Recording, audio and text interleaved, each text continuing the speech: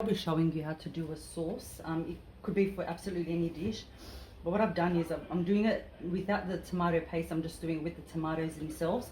I've got 3 medium tomatoes, and I'm just going to put a drop of oil and leave that to cook off.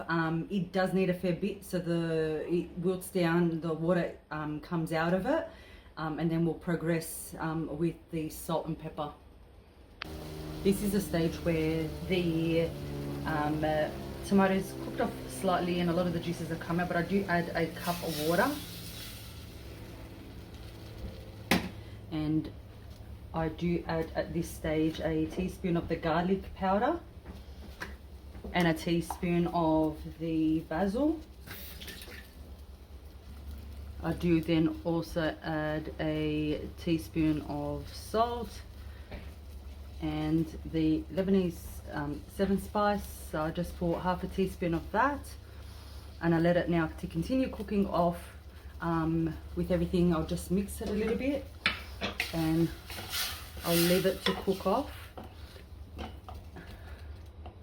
and then I'll be adding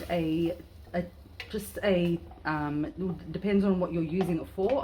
If I want to store it, I'll leave this now to cook off, and the tomatoes to completely go down. So I'll keep stirring just until it's completely wilted down, so it's gone down to the very end and all the juices have extracted. What I do recommend is you lower the heat. So once it starts boiling, I lower the heat. You can put the lid on, which is really preferable, but it doesn't need to be, just so it can continue to cook off. So it depends on your tomatoes. So the tomatoes you're choosing, the medium tomatoes I chose, they need to be, so I just use the ones that I think that have only maybe a couple of days left. They're very bright red, but very soft, and I use it to make a sauce out of it. So something that you can't actually use for a salad or don't want to use for a salad, you put those types of tomatoes in. It doesn't matter what sort of tomato you're using, but I did use the Roma tomatoes. To speed up the process, I've just used this potato masher, mashed a fair bit of it. I'm very satisfied with the color. It doesn't need the tomato paste, it just needs to stay as is.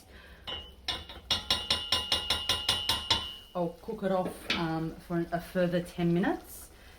Keep it going as it is, and then I'll turn it off, and then you can store it in a container for roughly 3 months in the fridge. Now I do like the pre-made sauce jars, like the flavoring in them. If you've got some red capsicum, I also recommend you cut them up also, like really finely diced, and you can do that with the actual tomatoes themselves. This is just pure tomato now.